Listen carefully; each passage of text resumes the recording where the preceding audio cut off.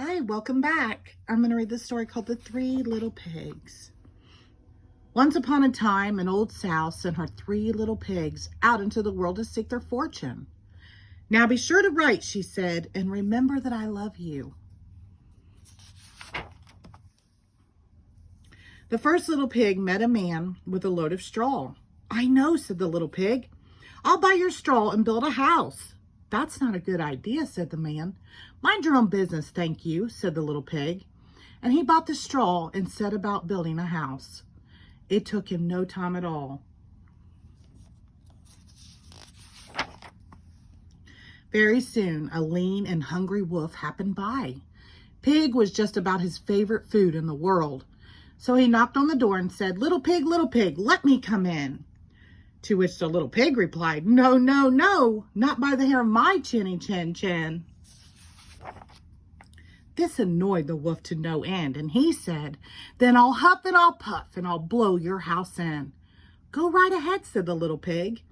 So the wolf huffed and he puffed and he blew the house in, and he gobbled up the little pig.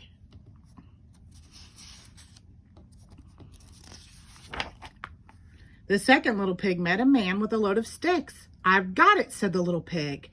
I'll buy those sticks and build a house. I'd think twice about that, said the man. Oh, pooh, said the little pig.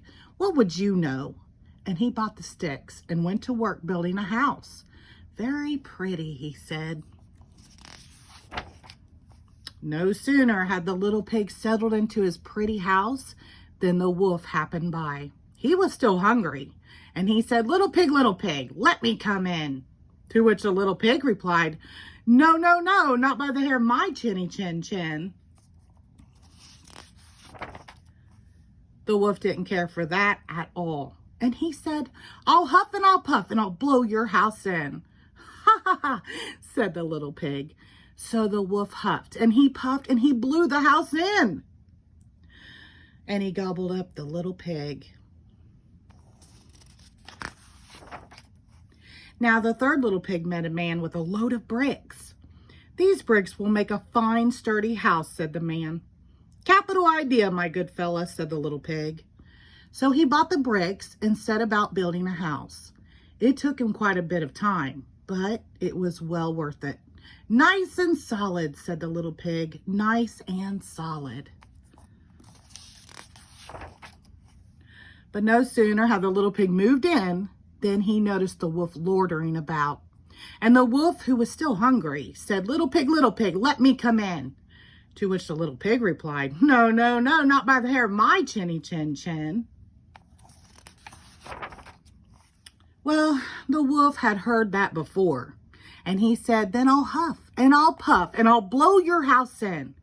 Oh, don't do that, said the little pig. But the wolf huffed and he puffed and he huffed and he puffed until he was quite blue in the face. The house stood firm. I'll try another approach, muttered the wolf. And he put on his most dazzling smile. Little pig, I was only teasing, he said.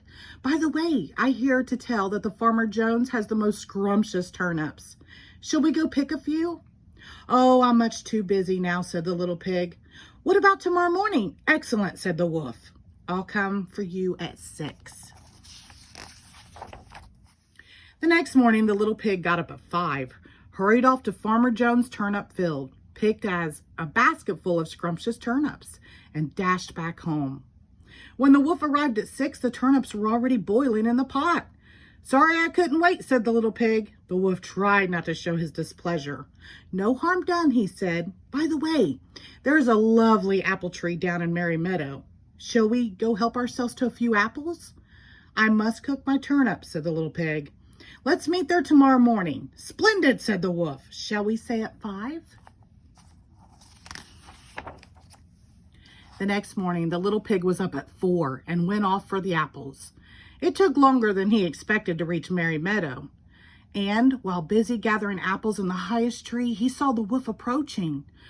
Oh, do try one of these, he called down, throwing an apple as far as he could.